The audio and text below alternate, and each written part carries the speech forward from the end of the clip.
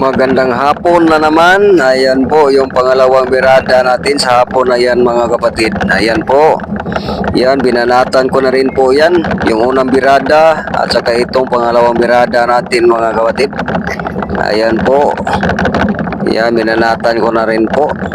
Medyo kakaunti lang yung nahuli natin sa pangalawang birada mga kapatid. Ayan o.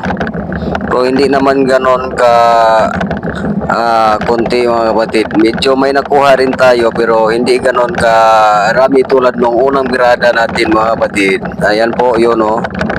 Yan. Tamang tama na po yung kalakihan ng isda mga kapatid. Good size na po. Ayan po, good size na po talaga yung mga isda na yan. Yung mga pirit natin na nakuha mga kapatid. Yan po. Binanatan ko na rin po yan. Ayan, lahat ng kilos natin kapatid. Binanatan na natin yan. Ayan o. Yan, binuhos na ko natin lahat ng kilos natin para makakuha tayo na medyo marami-rami na mga isdang pirit mga kapatid. Ayan po. Ayan po. Magandang hapon po sa inyo lahat. God bless us all. Bye-bye.